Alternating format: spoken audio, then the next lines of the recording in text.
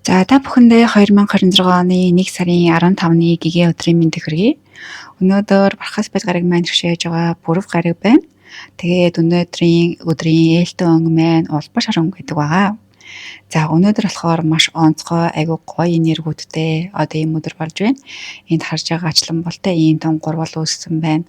Тэгээ санчир гараг маань, тэнгэрийн ван гараг маань, нар маань, сур маань гэдэг эдгээр маань бүгд биднэрт маш ээлтэй, маш таатай энерги мэдээллүүдийг өгж байгаа учраас өнөөдөр цөмөр яах ёстой вэ гэдэг зөвлөгөөрөө шууд явж орцгоё. За нэгдүгээрт хараа цөмөрөө мэдж байгаа тийм ээ. Нэгд өдөр хүртэл ярьж байсан материалын ордод маш олон гаригуд бөөгнөрсөн байгаа учраас хийх гэсэн зүйлүүдээ хийгээрэй гэд тийм ээ.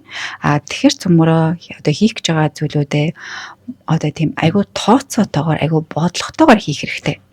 Ерөөсөө сул зөнгөөр нь болно доо гэж орхихгүйгээр тэгээд төлөвлөгөөгөө маш сайн гаргаж тооцоотой гэдэг нь өвгөө аваач маш зүв байх хэрэгтэй байхгүй юу? Төлбөр тооцоогоо бас айгүй зөв болгож хянж хийх хэрэгтэй. Тэгээд мэдээж энэ хэрэг эсрэгцлийн энерги байгаа учраас цөмөрөө сэтгэл хөдлөлтөө ерөөсөө огтхон ч автаж болохгүй. Сэтгэл хөдлөлөөс үүдэж байгаа, гарч байгаа докторгүй шийдвэрүүд үр дагавар нь маш таагүй их учраас цөмөрөө логикийг ажиллуулах шаардлагатай өдөр. За тэгээд бас нэг сайхан мэдээ юу байна вэ гэхээр цөмөрөө өнөөдөр шинэ зүйлийг эхлүүлж болно.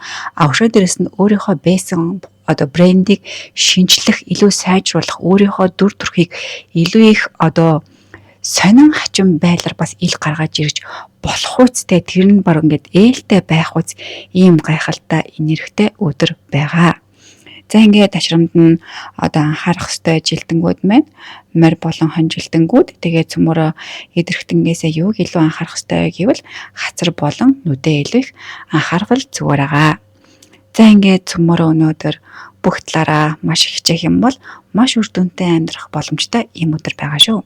Бүгдээрэнд нь амжилт, эрүүл энх, амар амгалан хүсье. Астроос олонд байлаа. Баярлалаа. Түр баяртай.